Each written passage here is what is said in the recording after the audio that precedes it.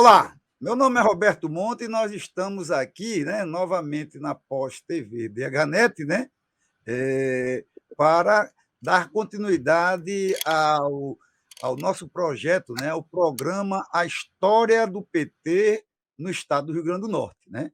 Hoje nós vamos ter uma participação muito legal, né.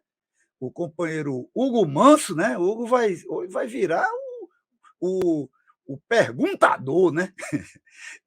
O companheiro Rômulo aqui no suporte, né? Eu na apresentação, e nós temos hoje a presença ilustre aqui do nosso companheiro Sebastião Carneiro, né? Tião Carneiro, né? Tião, Sim. para começar esse nosso papo, né? Eu gostaria que você falasse um pouco para as galera que está nos assistindo, a militância do partido, as pessoas que gostam de entender um pouco a história do PT, da militância e todo esse movimento, né? Aonde você nasceu, né? Onde é que foi a tua infância? Como é que começou o teu processo de politização e como é que você chega em Natal?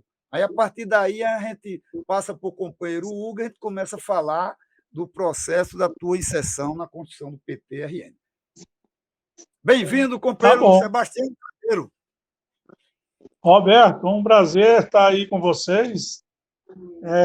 Vou passar aqui um pouco da minha história, né? Eu nasci em Goiás, uma cidade próxima a Goiânia, por nome de Trindade, mas, na verdade, eu nunca morei lá. Lá era a casa da minha avó materna. E aí morei sempre em Goiânia. E aí, em Goiânia, morei em vários lugares, e meu processo de aproximação com a política estudantil, foi no Liceu de Goiânia. Eu tinha servido o Exército, e logo depois eu fui convidado a participar de uma chapa para o Grêmio Estudantil. E, naquela época, os cargos eram disputados separadamente, ou seja, se votava para presidente, para tesoureiro, para secretário. E eu fui candidato a tesoureiro, e em outra chapa tinha uma moça por nome Nara Rubia, que era muito bonita. Ela chegou a ser considerada Miss Brasil número 3. E aí, aonde ela chegava, principalmente no horário noturno, ela conseguia a maioria dos votos, né? Mas, mesmo assim, ela teve 1.000 e poucos votos, e eu tive 570, e uma outra terceira teve 300 e pouco, a Keila. A gente está falando de que Enfim, ano, Tião? Que ano foi isso? isso foi em 67. Uhum. E aí, todo esse processo aí tinha toda aquela, na época, a repressão, o colégio foi cercado por policiais e a gente jogava pedra em cima deles, enfim, aquela coisa do movimento estudantil da época, né?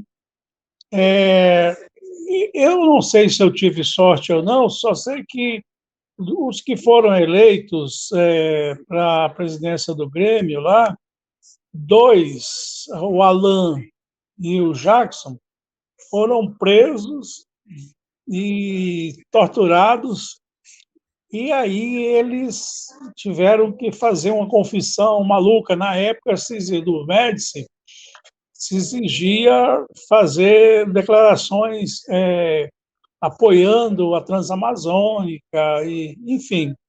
Ou seja, fizeram um processo de tortura tão forte que eles tiveram que fazer isso para poder sair da cadeia, né?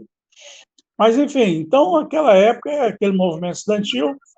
Aí, depois, eu fui para Brasília. Em 69, eu fui para Brasília, onde 70, na verdade, eu fiz o pré-vestibular, e passei para o curso de arquitetura. Na arquitetura, eu, depois de fazer várias ações, atividades, teve uma eleição para, na época era chamada representação estudantil, que era o diretório acadêmico, né? Então, eu concorri e ganhei num eleitorado de 70 estudantes, eu ganhei com 70 votos de diferença. E aí foi um período importante, porque a gente promoveu uma série de coisas, de mudanças, propostas de mudanças no currículo, fizemos promoções de culturais, a chamada Expo Arte, foi um movimento muito interessante, onde a gente convidou vários artistas, escritores, para poder fazer palestras, enfim. Então, eu já participava, nesse ano de 74, eu tive a oportunidade de participar da criação do Diretório Universitário. O Diretório Universitário tinha sido extinto. E aí a gente se reunia no subsolo do Minhocão, né, do ICC, para poder resgatar a história do Diretório Universitário. E eu só consegui me safar da expulsão porque eu formei em 75 e em abril, maio de 76, quem estava no movimento estudantil, muitos meus amigos pegaram o 477, né, que era o ato de expulsão da universidade. É bom lembrar que quem era reitor era o capitão de mar e guerra Zé Carlos, até eu esqueço do nome do filho de uma égua. Mas, enfim, então eu já tinha essa participação. Aí depois eu trabalhei na construção de uma prefeitura de Formosa, próxima a Brasília, e aí, posteriormente, eu fui para a França, fui fazer um curso de pós-graduação numa escola muito interessante, que era o Instituto de Estudo e Desenvolvimento Econômico e Social, que era vinculado à Sorbonne, onde dava aula lá o Celso Furtado. Eu tive aula com ele, um excelente professor, Milton Santos, Bércia Pereira, Fernando Henrique Cardoso, Milton Santos. Enfim, era uma escola de esquerda, onde tinha principalmente as linhas trotskista e maoísta, e o PCF também, e onde eu passei lá mais de um ano, né? Em Paris eu morei de 77 a 78, quase no final. E aí, no final de 78, eu voltando para o Brasil, passei por Recife, João Pessoa, e cheguei em Natal, onde tinha um casal amigo, e aí eles eram professores da arquitetura. E aí me apresentaram e logo houve interesse em contratação. Naquela época era fácil, era contratado como professor visitante, né? Aí, no final de outubro de 78, eu fui contratado, e em novembro eu já estava em Natal. E aí, na Natal, eu conheci duas pessoas especiais para mim, que foi Salete e Lincoln Moraes. A Salete Machado tinha referências minhas do movimento estudantil aqui de Brasília, e aí a gente começou a fazer todos uns contatos aí. Eu comecei primeiro participando da recriação da diretoria do IAB. O IAB não se reunia, enfim, aí a gente conseguiu fazer um trabalho e reativamos. Eu acabei virando vice-presidente do IAB Rio Grande do Norte. Posteriormente, na universidade, com essa chegada de novos professores, com ideias novas, foi muito importante o movimento para a criação da Associação dos Docentes, a DURN, porque existia uma outra associação, mas ela era mais recreativa, não tinha um caráter de reivindicação, de movimento de professores mesmo.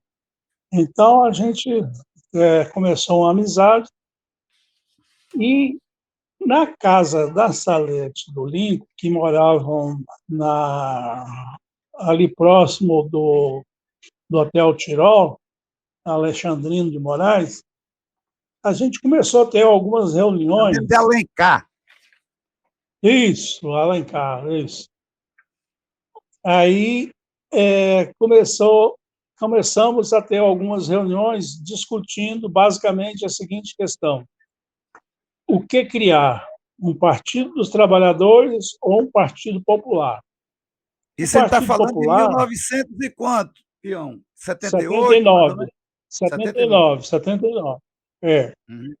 Aí, em 79, a gente começou nessa discussão e dessa conversa participavam Lincoln, Salete, eu, Glênio teve algumas vezes, Manu, Glênio Sá. Glênio Sá. Glênio Sá, Manu, eu não sei, lembro se o Moisés participou, enfim. E aí, nessa discussão, a gente acabou vendo que a opção era criar o PT. Aí a gente começou a ter contatos. O Lincoln já tinha contato com o Manuel da Conceição, que eu havia conhecido em Paris, em 73, quando ele estava lá exilado. Mas aí o Manuel teve uma participação importante na articulação da criação do PT, porque ele, como era um líder camponês, ele tinha um vínculo com Ferreira, com Elisiel, enfim. Com essas pessoas, aí foi se constituindo a proposta de criação do PT. E aí nós tivemos várias reuniões na OAB, enfim. E aí foi criado o PT a partir precisava de fazer como é que chama? A regularização, e aí tinha que ser feito o cadastro de adeptos, né, de apoiadores do PT.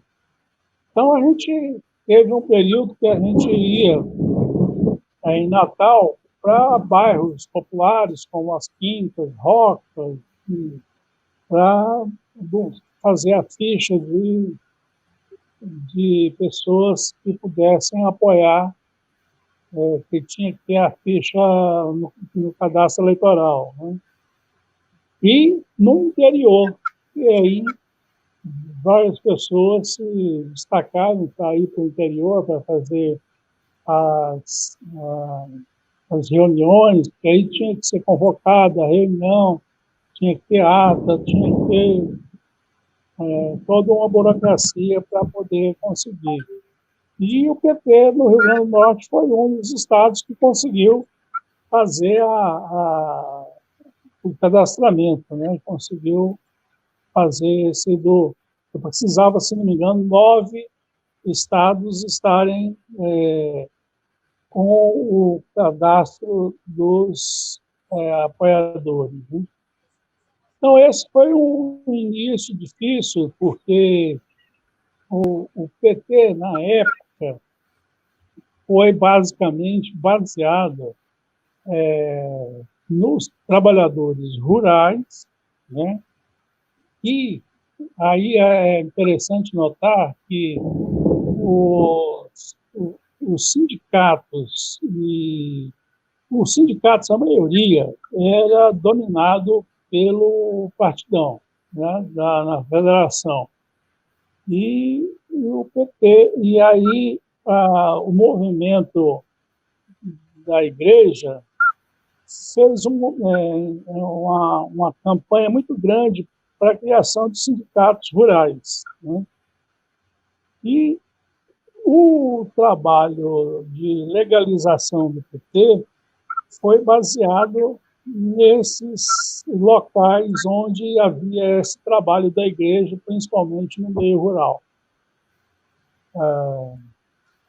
E, e aí teve também a participação de sindicalistas, de professores, de estudantes, e entraram na formação e criação do PT.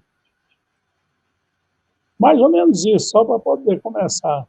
Mas, Pião, vamos passar a palavra agora ao companheiro Hugo. Hugo, faz uma saudação, é o nosso companheiro, né? E a partir daí Roberto, você é um prazer encaminha. enorme rever Tião. Tião, além de um grande militante, ele relatou aí a experiência dele, se tornou um amigo particular. Nós passamos a ter um convívio bastante íntimo, né? Desde, particularmente, quando ele era presidente da DURM e eu era presidente do DCE. Já um pouco depois, eu fui eleito para o DCE em 82.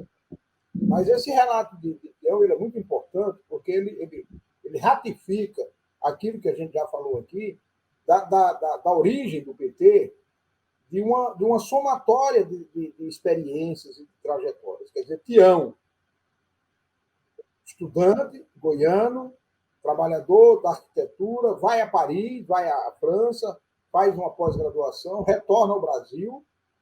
E quem é que ele cita como as pessoas que ele conheceu em Natal? Lincoln Moraes e Salete Machado.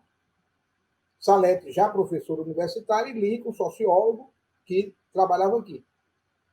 Lincoln, me parece que cearense, Salete, acho que gaúcha, e Tião goiano. E essas três personagens jovens à época se encontram aqui naquela efervescência do final da ditadura e na discussão partidária. Qual é a contribuição fundante que eles dão ao nosso partido? É exatamente o papel do intelectual orgânico, descrito teoricamente por Gramsci. Eram três personagens, digamos assim, que não eram da cidade, que não haviam feito movimento estudantil aqui, não haviam estudado nas nossas escolas, tinham poucas amizades locais e vão se inserindo pela política, pela qualificação política que então, Hugo, nós estamos no ano de 1979, então começa agora começar um diálogo formar um partido popular ou formar um partido dos trabalhadores, é um debate nacional. Fernando Henrique participou das primeiras discussões com Lula.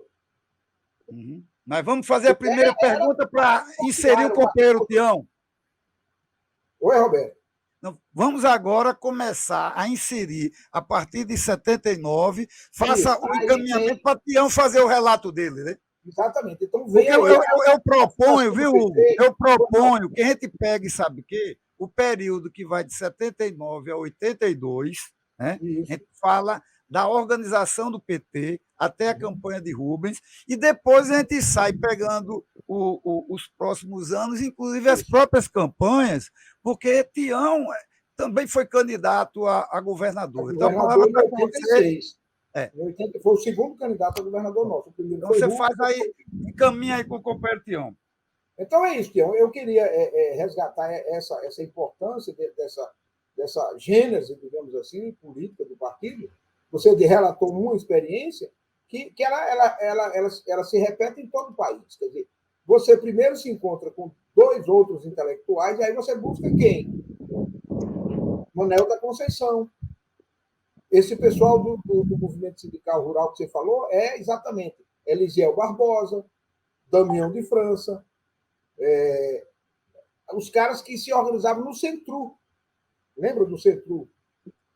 Que era uma organização não governamental paralela à FETARN, porque a FETARN era dirigida pelo Partido Comunista Brasileiro, que não gostava da ideia de formar um partido dos trabalhadores.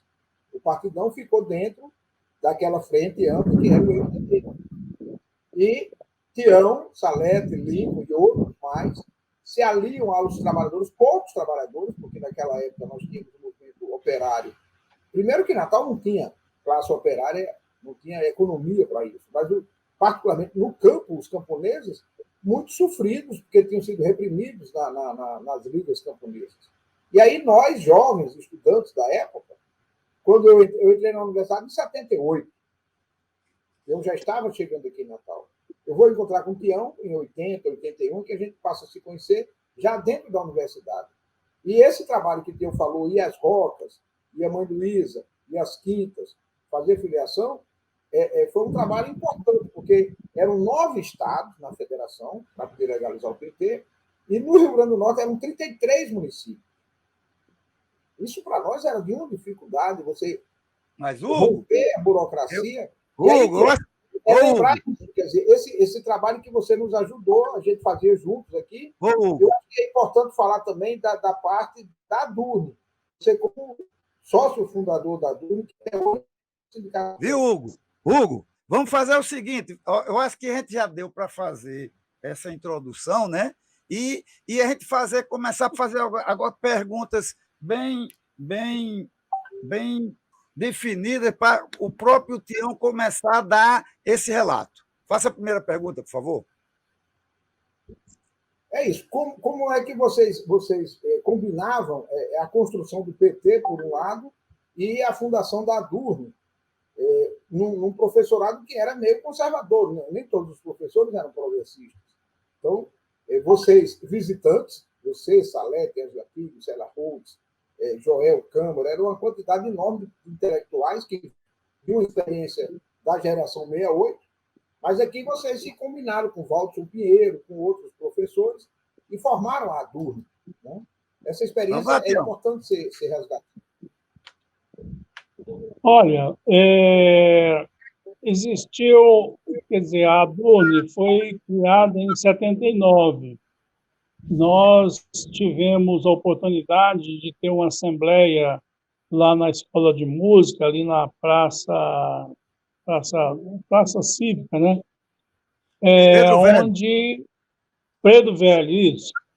E aí foi escolhida uma diretoria provisória e da qual a Salete acabou fazendo parte.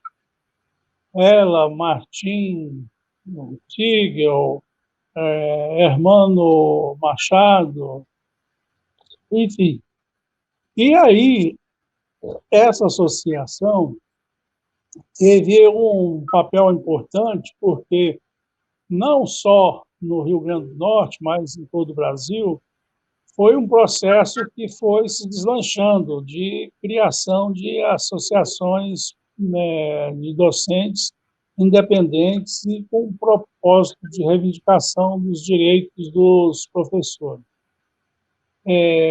Aí, se não me engano, ficaram um ano e logo depois teve a outra composição para poder eleger a nova diretoria. Nessa nova diretoria, foi eleito como presidente o Joel Carvalho, físico, e eu acabei ficando na vice-presidência. Na época também, Ângela Tigo participou, Célia Holtz, enfim, e o Valdes. E aí, logo depois que a gente tomou posse, teve um movimento de greve. E tinha, assim, assembleias com 400 professores, né? E o Joel era muito tímido, ele não tinha experiência, ele não tinha vivido o movimento estudantil, enfim. E aí a imprensa vinha para poder fazer as perguntas depois das assembleias, e aí ele me pedia para poder falar, né? E aí acabou que eu fui falando e tomando a frente, e aí chegou um certo momento que ele pediu para sair. E eu virei presidente da DURN, né?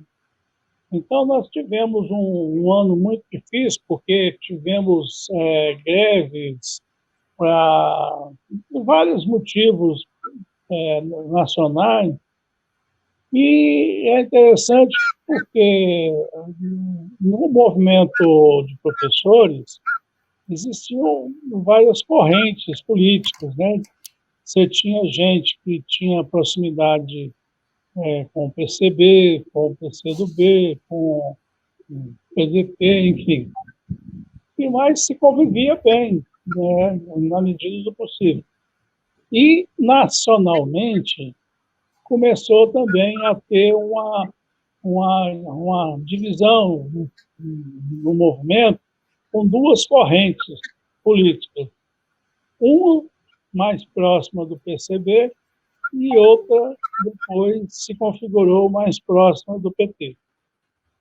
E a gente acabou tendo uma eleição, teve uma eleição também provisória de 1 ano, e depois uma eleição para a direção nacional.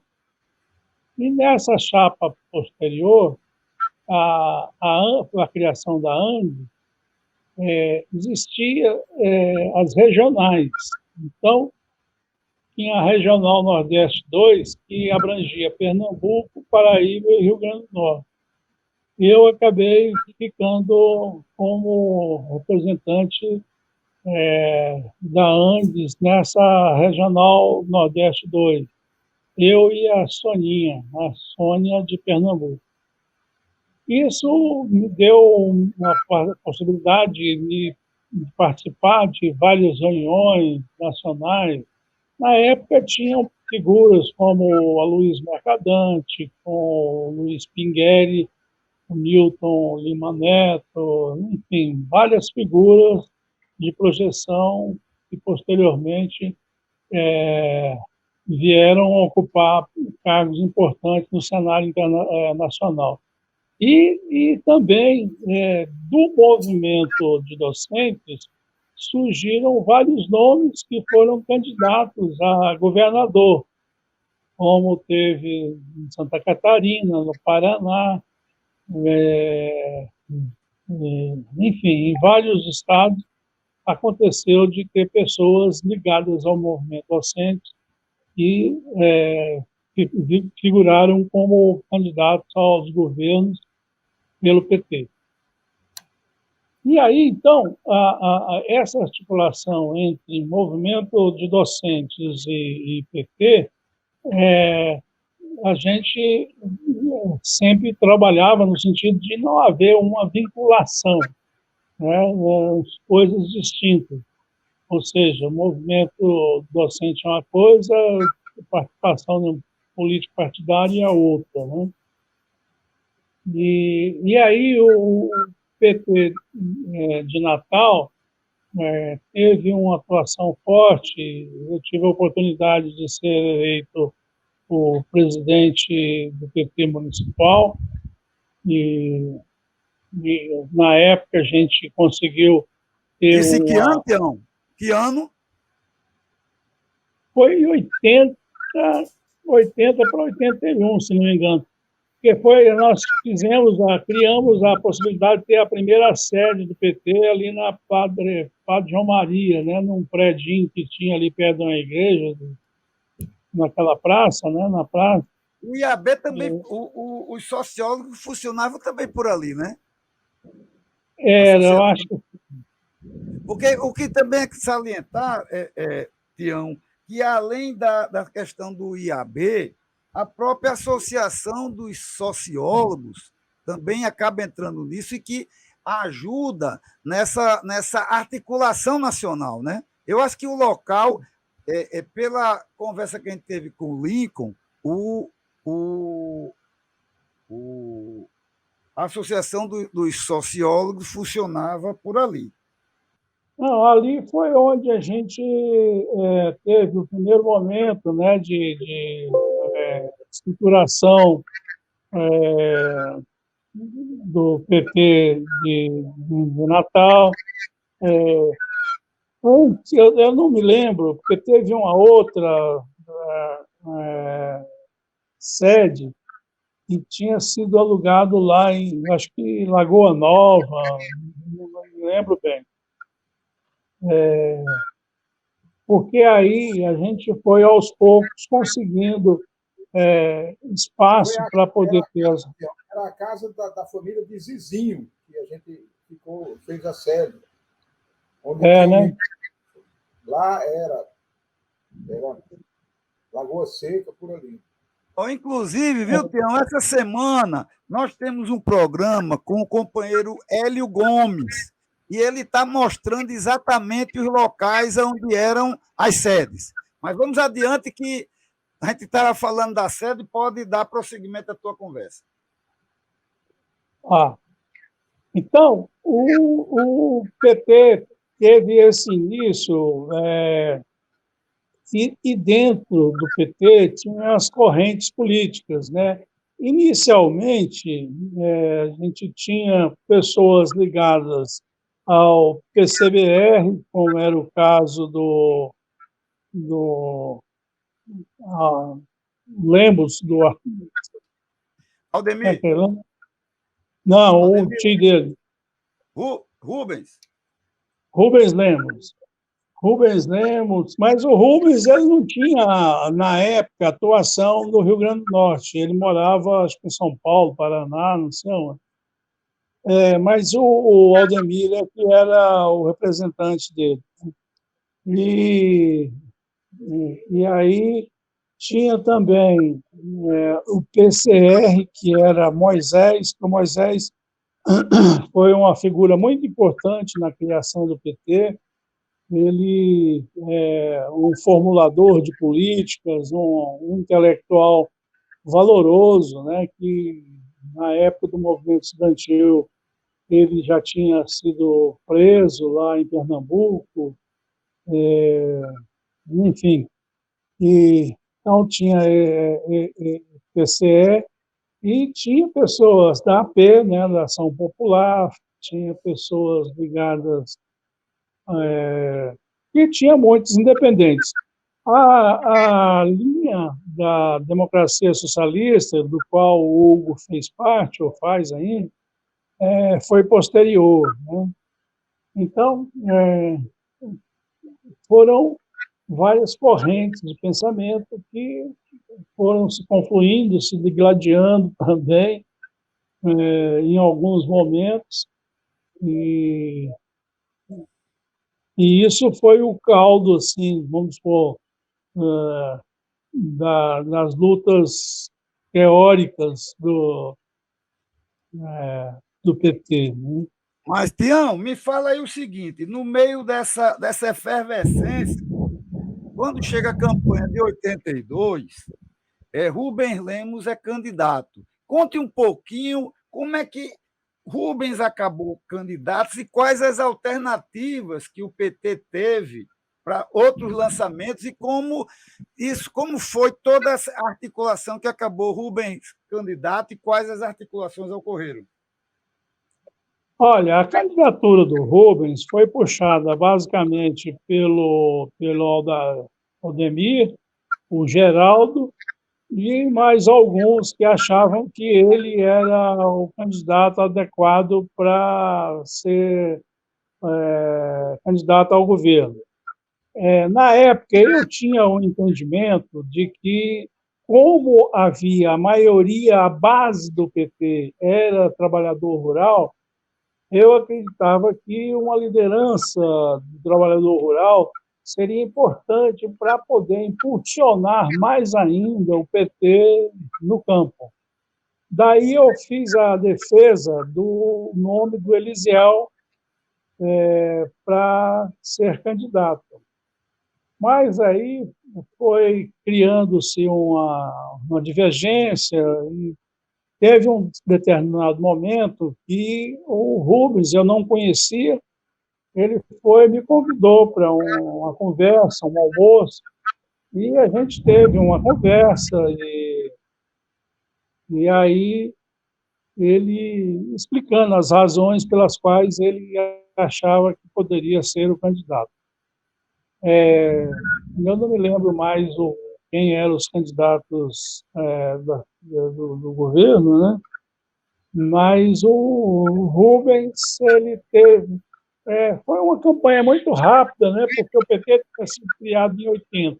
Para poder fazer campanha em 82, foi com muita dificuldade, né? E, e aí teve esse momento. Eu tenho a impressão que quem participou da eleição em Pernambuco, em 82, foi o Manuel da Conceição. Eu até tenho uma história engraçada, porque o Manuel morava em Recife.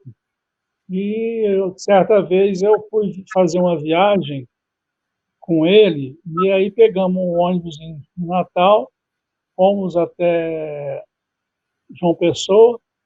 Chegando na rodoviária, na época, tinha aqueles táxi mirim, que tinha um motorista na frente e os passageiros ficavam atrás. E aí nós sentamos atrás e ele, como tinha uma perna mecânica, ele ficava girando a perna para um lado para o outro. E isso foi incomodando o motorista, e o motorista começava a olhar para frente e para trás para poder ver o que estava acontecendo com a perna do Manel, né? Aí chegou um momento, eu cheguei e falei, amigo, o motorista, você não se incomode não, porque ele tem uma perna mecânica e ele gira assim mesmo. Toca, olha para frente e vamos embora, né?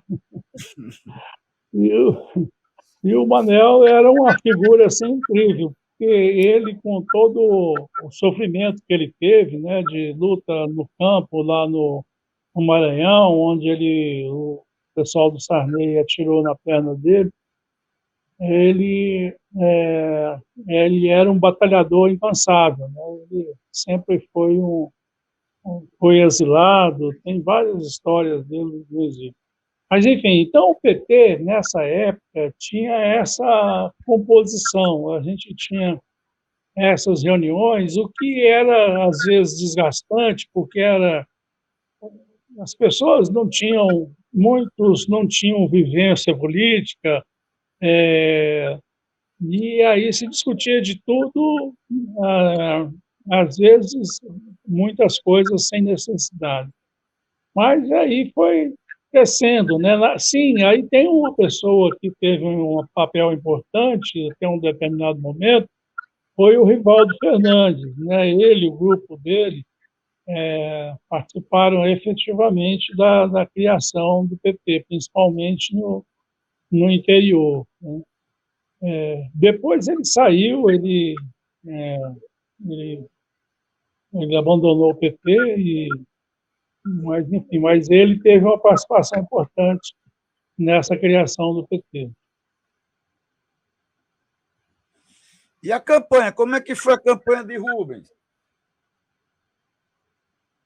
Rapaz, eu não tenho muita noção do que. Era pouca coisa, era em algum. Porque era aquela campanha onde o slogan máximo era trabalhador, vota em trabalhador. E, e, e aí tinha algumas reuniões no interior, mas muito pequenas. Então,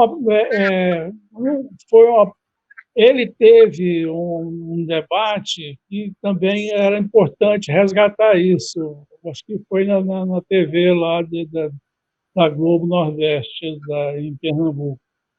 Nós temos imagens dessa campanha, viu? Nós temos Tem? imagens dessa campanha, sim.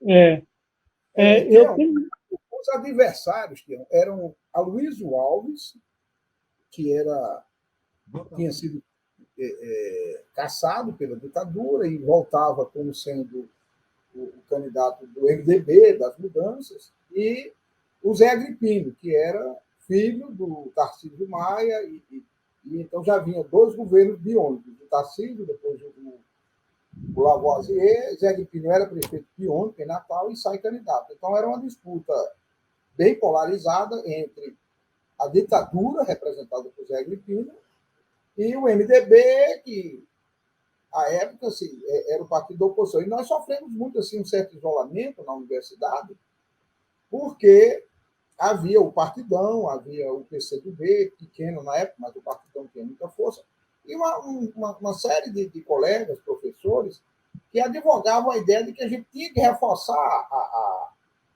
a frente de oposição, digamos assim, no caso, votar no Aloysio.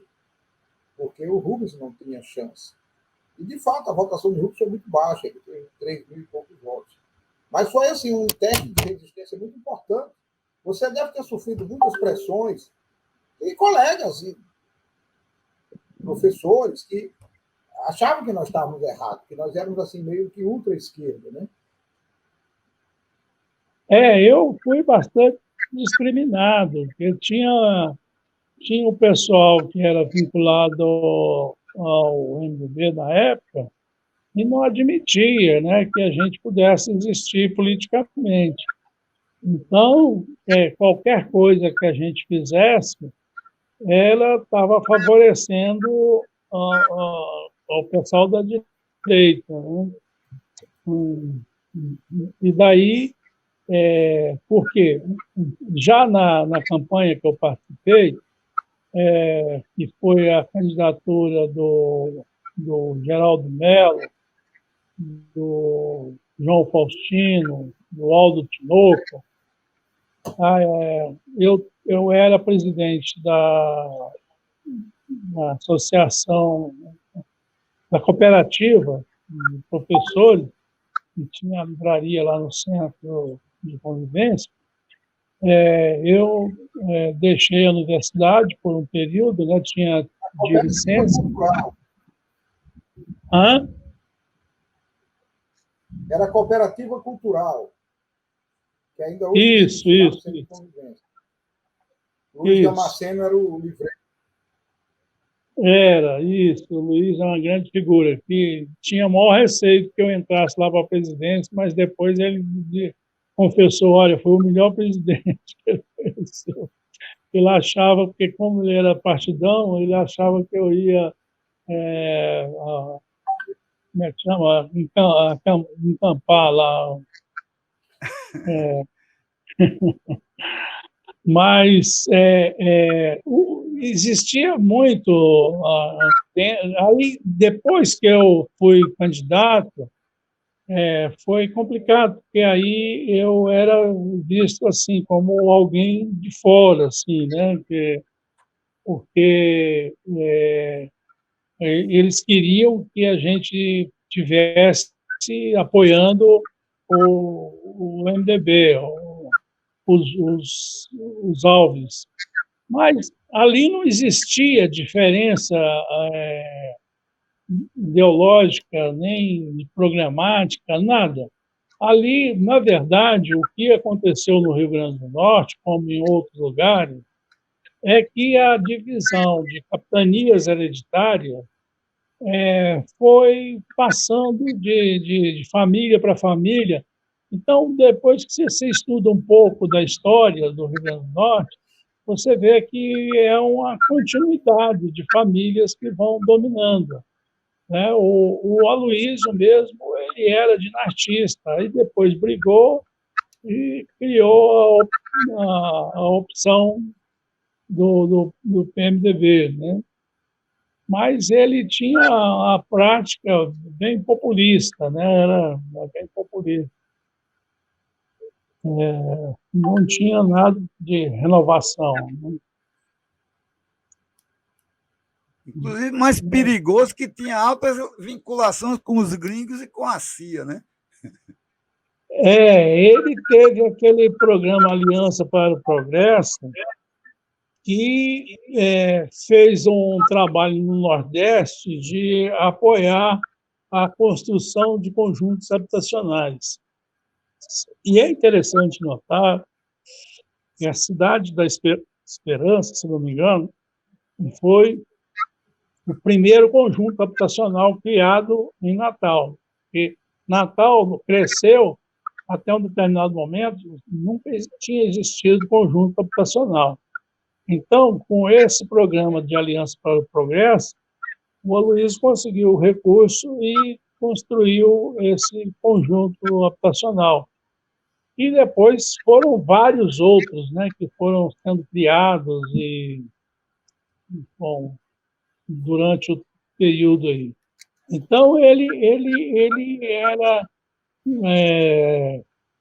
uma figura que posteriormente, no governo, se não me engano, do Sarney, que ele foi ministro da administração, eu conheci uma pessoa que trabalhou lá fazendo reformas no sexto andar lá do prédio da administração, e com o dinheiro que ele ganhou lá, ele comprou 2 prédios comerciais aqui, né?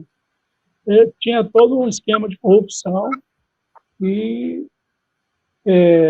ele participava, né? Ele foi uma pessoa que ele tem as vantagens de ter sido um governador que, em determinado momento, representou uma certa modernidade, mas nunca teve um papel como o Luiz Maranhão, que foi prefeito de Natal, né?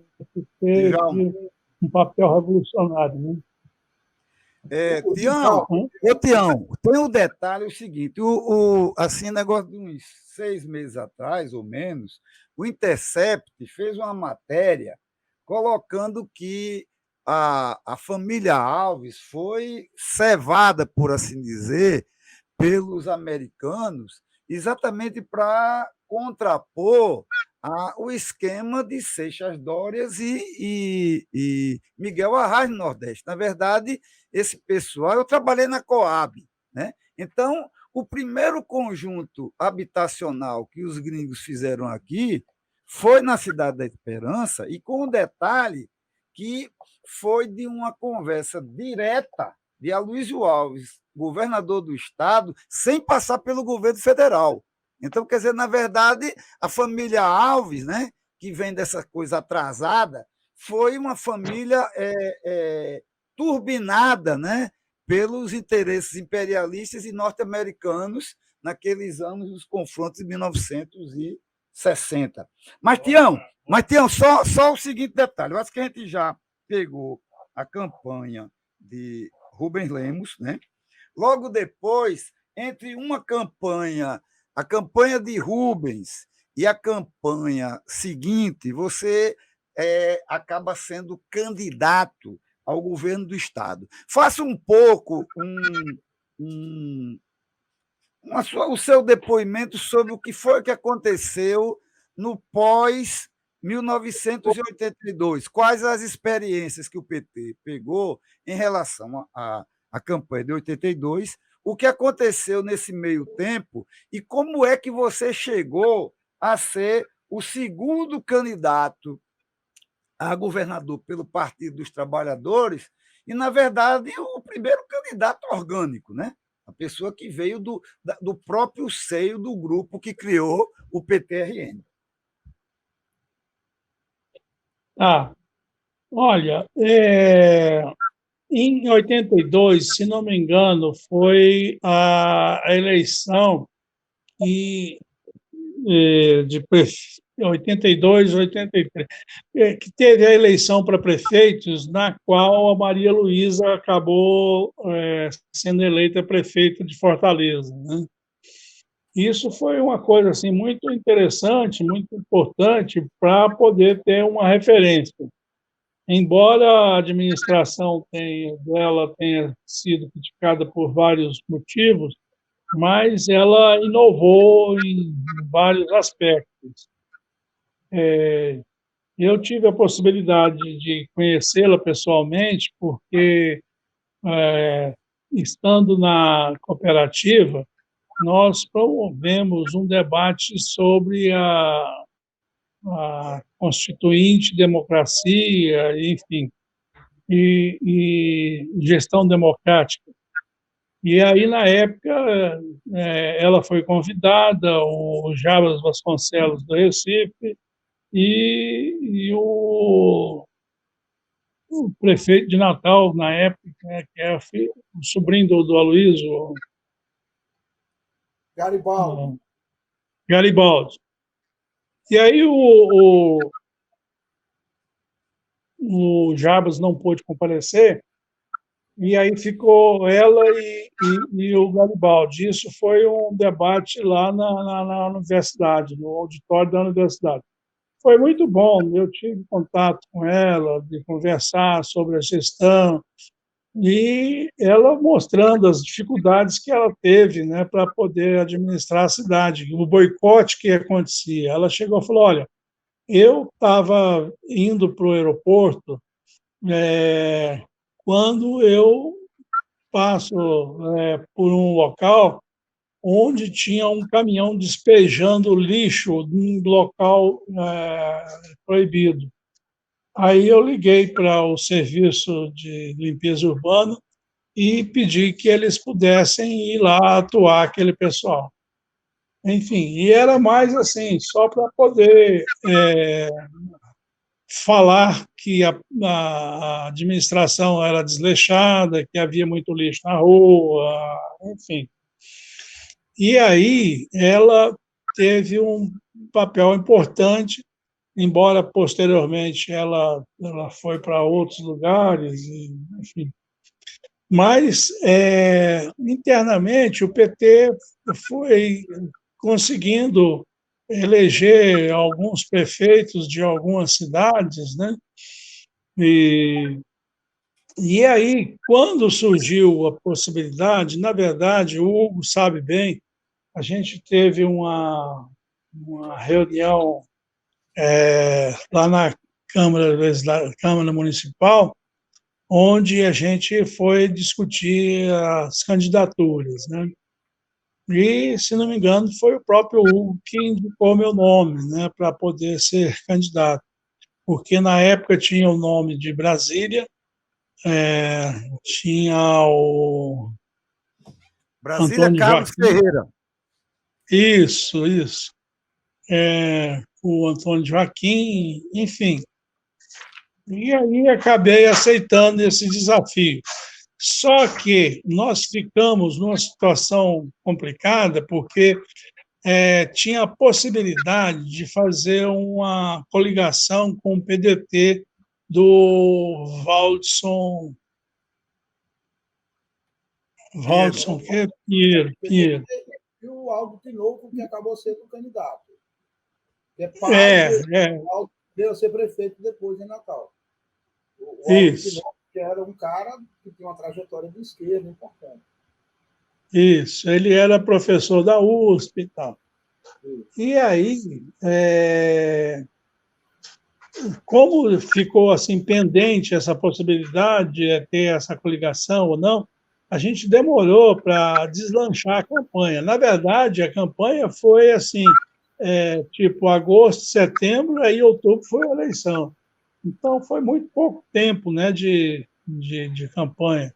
A gente teve possibilidade de ir para o interior, Riachuelo e outras cidades, fazer campanha, fazer aquele trabalho de porta em porta, enfim. Aí teve uns debates interessantes.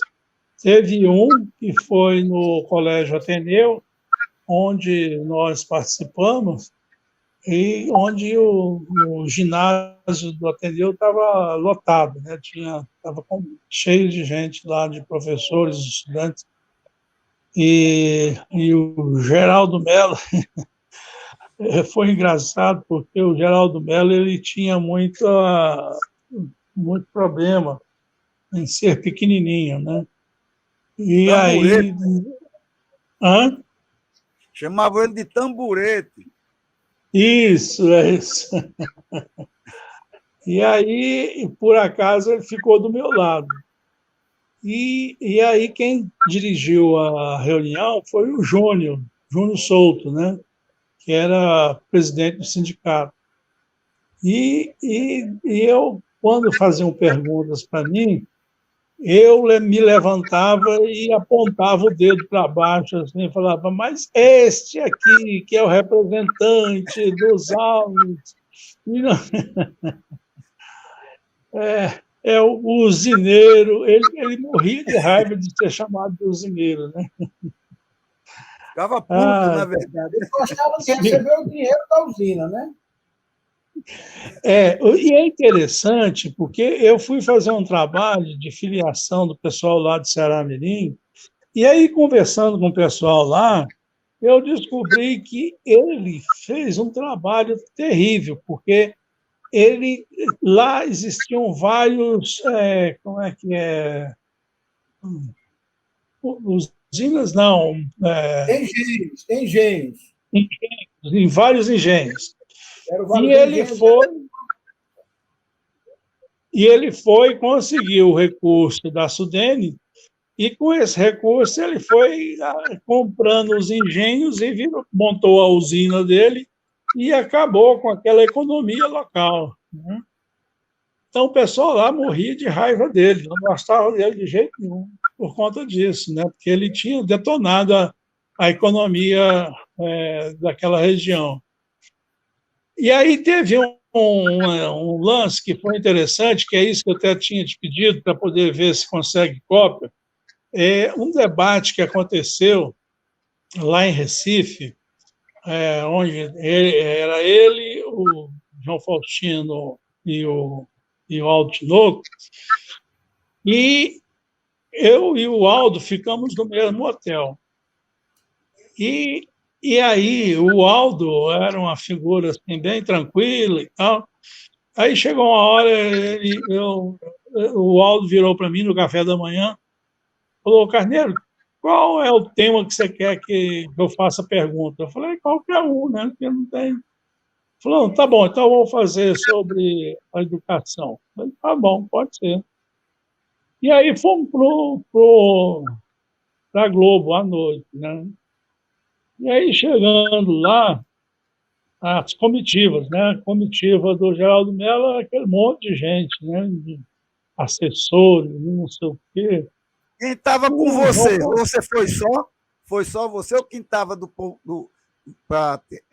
assessorando você? Tinha um amigo meu que tinha ficado de ir e não foi, tá? Estava só. E aí, de última hora... Equipe. Esse amigo está aí presente aí, tinha falado que ia e não foi. Faltou verba para a viagem, faltou recurso. E aí, quando chegamos lá e tal, aí na Globo, na época, tinha lá a Alice Maria, que era diretora da Globo no Recife, né? E eu cheguei e ela virou assim para mim e falou: e aí, cadê a sua assessoria? Aí eu olhei para um lado, para o outro, falei: olha, a minha assessoria são os trabalhadores do Rio Grande do Norte. Essa é boa. Aí, no avião, foi interessante que eu peguei um jornal do Brasil e estava na época do Plano Cruzado, né? E estava tendo aquele boicote dos criadores de gado, que estavam escondendo os bois para não matar, para não ter que comprar, vender a carne mais barata. E aí eu formulei uma pergunta. E lá foi fazendo, um faz pergunta para o outro, tal. Aí chegou uma hora que era pergunta minha para o Geraldo Mello. Eu falei: epa, é para ele mesmo.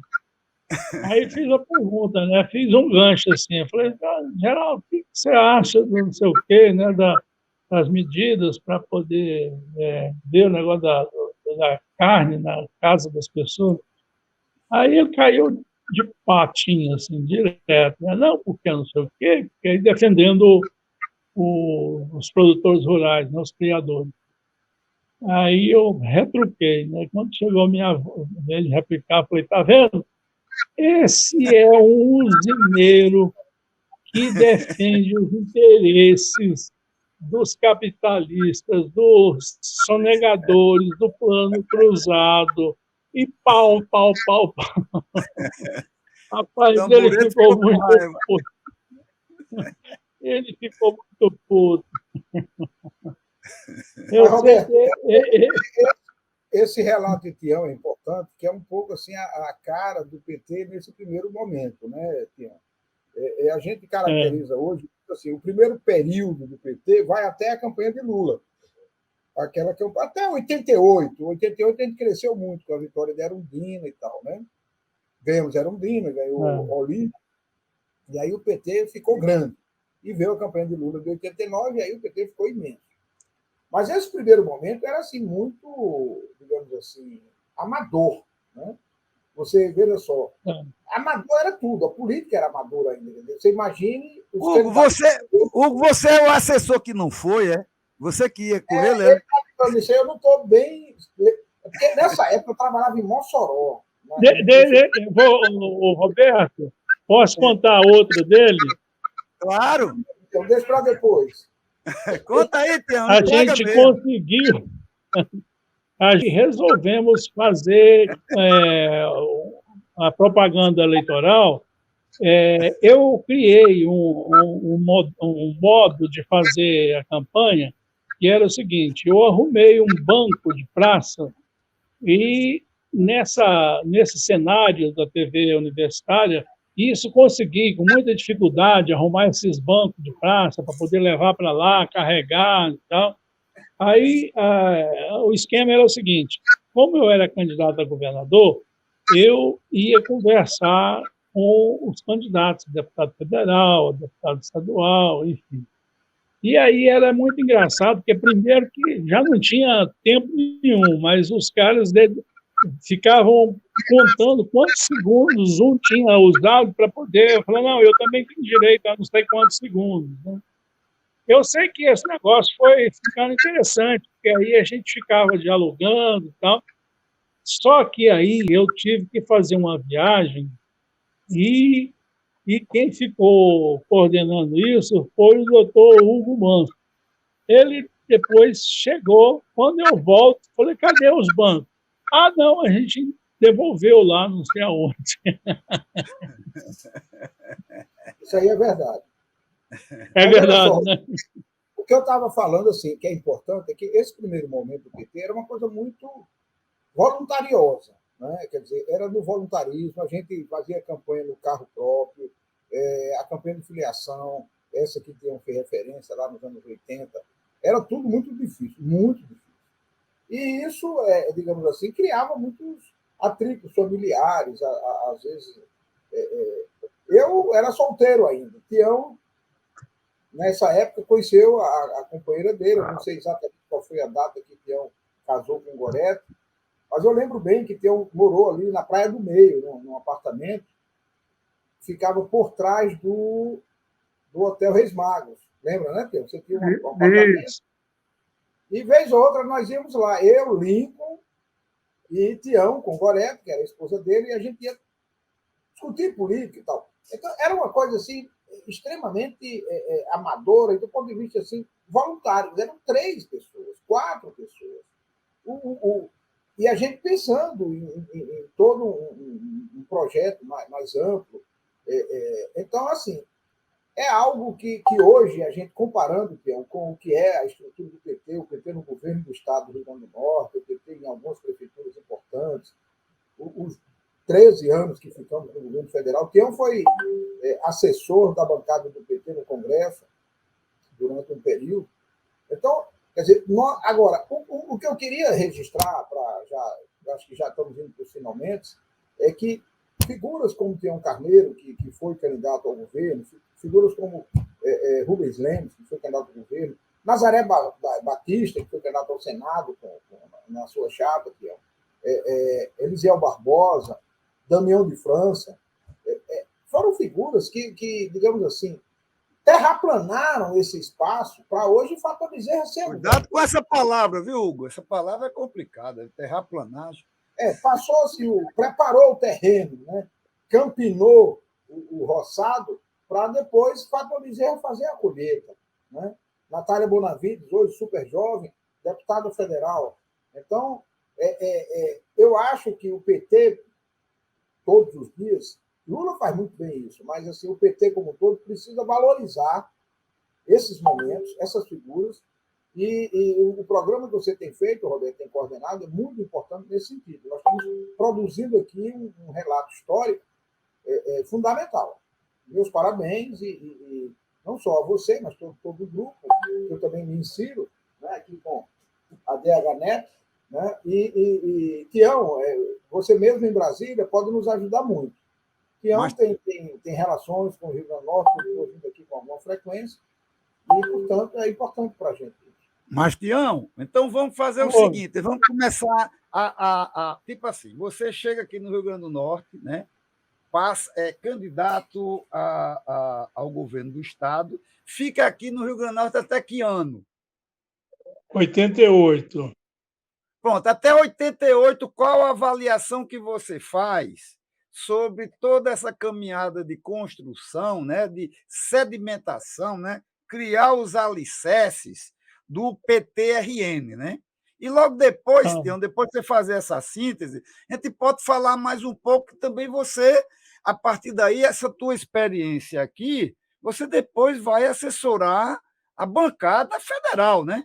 Então, vamos primeiro pegar esse aspecto da tua estadia aqui no Rio Grande do Norte, o que é que você, a sua avaliação do que foi desde o início até 88, né? E depois a gente pega esse outro aspecto. Olha, é importante dizer que a Fátima, por exemplo, ela entrou no PT em 86, no ano que eu fui candidato ao governo, né?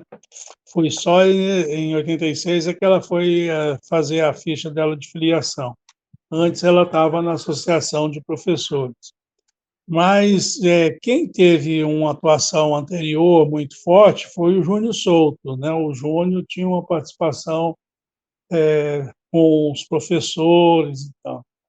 E a criação do PT teve vários momentos assim interessantes, que, por exemplo, teve o comício quando o Lula foi fazer o comício lá no Alecrim, e eu tive a oportunidade de levá-los para o dia do comício.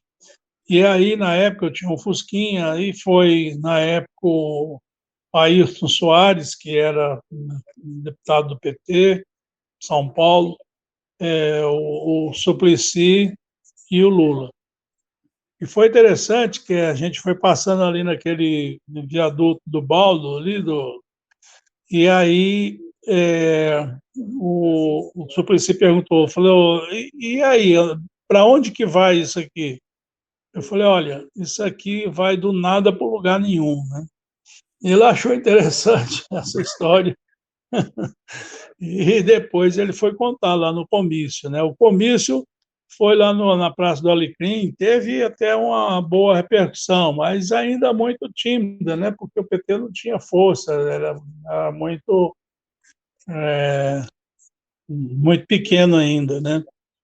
E o Suplicy era uma figura assim que aí no carro o Lula falou para o Suplicy, falou, Suplicy, fala aí como é que foi que você entrou para o PT, né? E aí ele foi contar a história, que foi os alunos dele, que ele era deputado do MDB e foi convencido a mudar para o PT, né? E o Ayrton Soares eu já conhecia, porque o Ayrton, quando eu era representante estudantil na UNB, quando tinha movimento de greve, de ameaça de greve, ele ia lá, né? Então ele era muito participativo. Ele era do chamado grupo dos autênticos, né? E o Lula teve aí algumas vezes, teve uma vez que ele teve uma festa lá na casa do Agamenon com a Denise em Ponta Negra, que depois eu tive que levar ele de volta, ele e o Peixe, que era o presidente do PT de Pernambuco, né? Então, esse período, eu acho que foi assim de muita mudança. Eu acho que houve uma interação entre alguns dirigentes que foram conseguindo se projetar no PT, e aí é interessante, eu não conheço essa menina, Natália Bonavides, mas parece que é uma boa deputada, né? Não sei de qual movimento que ela vem, mas, inclusive, superou a votação do Mineiro, que é quadro histórico, né, do PT. Eu não sei agora avaliar o governo da Fátima, eu não tenho informações sobre o crescimento da proposta, assim, se o PT está crescendo ou não, enfim, se teve essa preocupação de fazer com que porque uma das coisas básicas do PT era que a discussão se desse nos núcleos, os núcleos fossem a base da organização partidária. E aconteceu que isso desapareceu, né? Depois foram as decisões de cúpula que foram determinando, né? E o PT, eu tenho uma avaliação, assim, o PT nacional, um pouco crítica, porque eu acho que perdeu um pouco dos vínculos com a origem, né? Eu, eu tenho muito a referência do Olívio Dutra, né? É uma pessoa que eu tenho assim uma simpatia muito importante, porque ele é uma das simplicidades, né? Um cara que até hoje se mantém com uma certa É integridade. uma linha zen, né? Uma linha zen, né? Tem uma certa tranquilidade, né? Que não se vê nos outros. Isso, isso.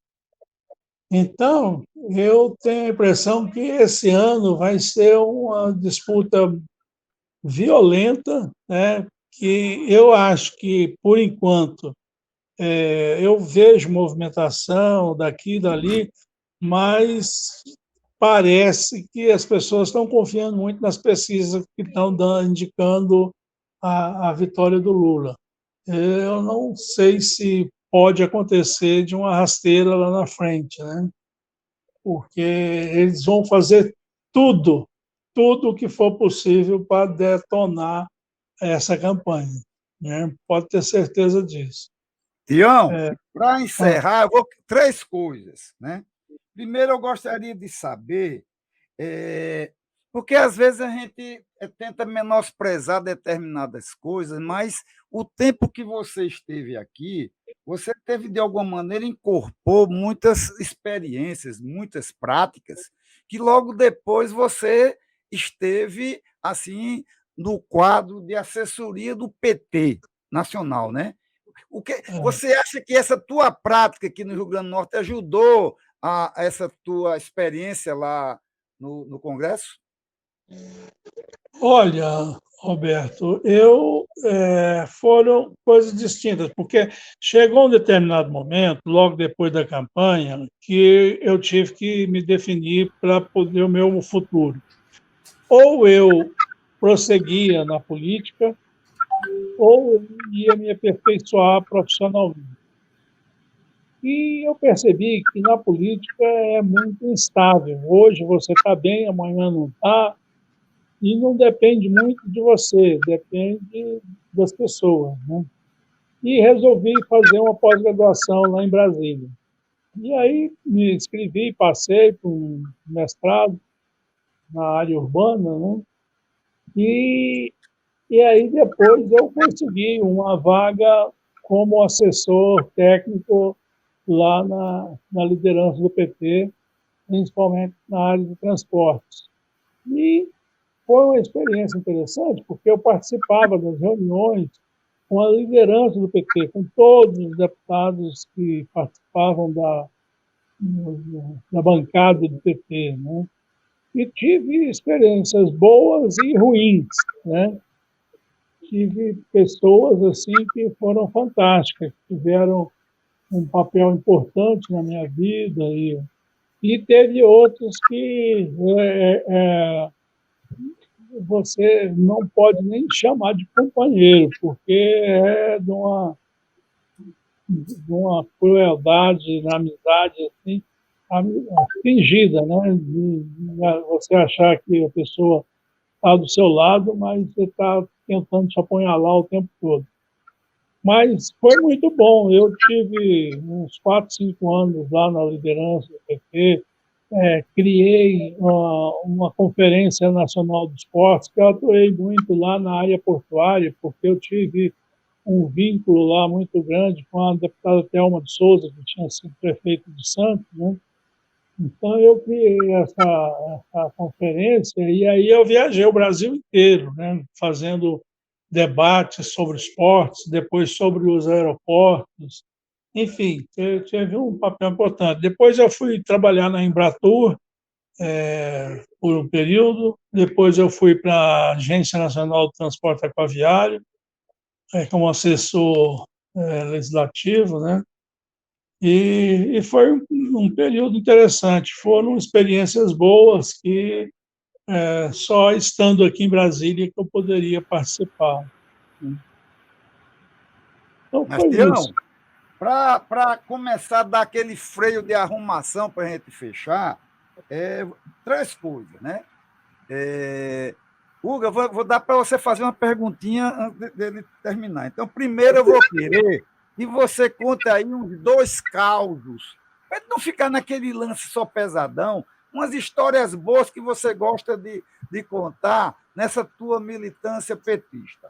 Logo depois eu vou dar a palavra para Hugo, também para fazer uma pergunta curtinha, Hugo. E depois da pergunta de Hugo, aí eu vou querer que o finalmente seja mais ou menos você dar um alô para a galera da militância, porque nós estamos fazendo muitos programas, né? Está ouvindo muita gente, e certamente muita gente nova que não capinou, né? E que nem esteve com o pé no barro, como diz o outro, né? Eu gostaria que no final você fizesse esse alô para essa militância, mas antes eu gostaria que você contasse alguns causos interessantes para a coisa também não ficar tão pesada. Vamos lá. Então, campanha, a gente tem que fazer visitas às casas das pessoas. Tudo. Então, teve uma vez que a gente foi fazer uma visita lá em Riachuelo com o Chico Pedro. A E aí, fera de Riachuelo. aquele era uma figuraça, eu gostava muito dele. E aí, vai, visita uma casa, visita outra. Aí ele falou: daqui a pouco a gente vai ali para almoçar. E chegou na hora do almoço, veio um feijãozinho verde e veio uma coisa que eu não conhecia, né, para alimentar. E era o preá, né? Aí, quando veio aquele preá, eu falei: meu Deus, e agora? Tem que comer? Né? Eu nunca tinha comido na vida, porque era rotina, o pessoal queria prear, porque teve uma campanha da saúde que tinha os banheiros, né, que eram colocados para as pessoas, e ao invés de usarem como os banheiros, faziam a criação de preá, né? Mas, enfim, era uma comidinha assim bem diferente que eu tive. É, mas Vai contar outra. A foi saideira, um a período. saideira dos causos. Saideira, Dos causos. eu não estou lembrando de um outro aqui. Mas tudo bem. Eu Hugo, faz a tua pergunta, que é a penúltima. Mais do que uma pergunta, de fato um agradecimento a Tião e a toda uma geração de professores que nos ensinaram muito, porque eram pessoas que tinham uma ferramenta teórica, acadêmica, né? E, ao mesmo tempo, uma militância política de esquerda. Né? Quando o Tião começa a fazer o relato aqui, ele fala que fez movimento estudantil em 77, 75. Então, assim, é um grupo como o Salete, como ele. Salete vai ser entrevistado por a gente, viu, Tião? que que bom. nos orgulha muito. E aí, assim, eu acho que a pergunta que fica é um pouco parecida com a de Roberto, no sentido de qual recado um cara como você, Tião, pode passar para essa nova geração de militantes. Se você tem diante de você, nós temos parlamentares com 20 anos, 20 e poucos anos, aqui em Natal, vereadores. Natália é uma deputada com 30 e poucos anos. Meu filho, Mário, está no governo de fato, com 30 e poucos anos. Então, essa nova geração, eles já nasceram o PT existindo. Eles não viram a dureza que foi a luta contra a ditadura. Né? Portanto, eu acho que você, assim como eu, mas outras pessoas, podemos passar muitas dicas, vamos chamar assim, ideias. Não é querer dar aula para ninguém, mas assim, eu acho que o fechamento desse programa é um pouco de uma mensagem sua para a geração dos seus filhos, dos seus sobrinhos, dessa turma mais jovem, que precisa perceber um pouco, né, como é importante uma militância, um engajamento, o movimento estudantil e a vida partidária, com seus problemas, nada simples, né? Mas, Hugo, só para complementar a tua fala, né? O que a gente vê é o seguinte, que toda uma geração, né, do que construiu todas essas questões do sindicalismo, dos partidos, na redemocratização, né, tem todo um esquema de desprendimento. Né? São pessoas que jogaram as suas vidas em relação à política. Né? E hoje a gente vê muito, Tião, no meio disso tudo, os mandatos e tendências que muitas vezes a pessoa não tem aquela humildade, né? O cara acha que vira deputado federal porque os olhos são lindos, né? E isso, às vezes, pode virar um alpinismo, né? Quer dizer, muitos morreram, muitos dançaram e se lascaram todo, né? Mas isso tem que ter, eu acho que essa é a última pergunta, né?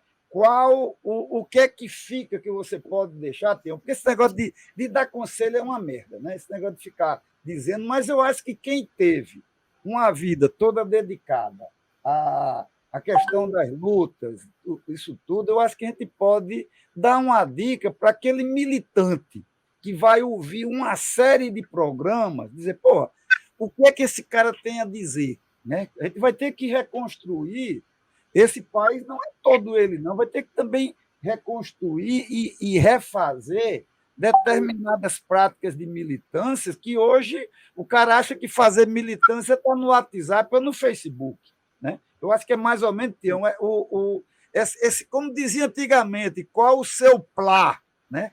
Qual a sua dica, né? Qual é a síntese, né, disso tudo, para um cabra que, de alguma maneira, passou a vida toda trabalhando a questão da mudança de toda essa estrutura podre e corroída que está aí.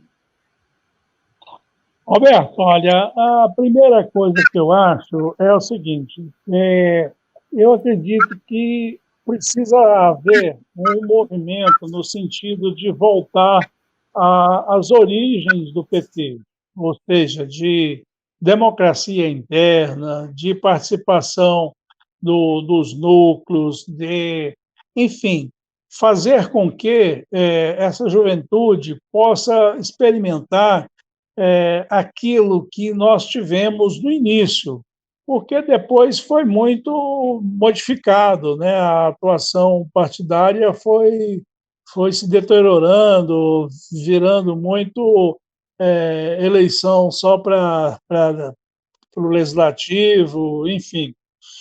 E aí eu acho que esse trabalho que vocês estão fazendo é muito importante, criar debates onde possam pessoas fazer os depoimentos ao vivo e fazer uma discussão sobre a formação de caráter do militante petista, porque o que acontece é que, às vezes, a pessoa entra para o PT, mas o PT não entra na cabeça delas, porque uma coisa é você fazer com que a pessoa tenha correção na sua conduta, não não enfiar a faca no colega do lado, enfim. Então, eu acho que isso só resolve com a formação política.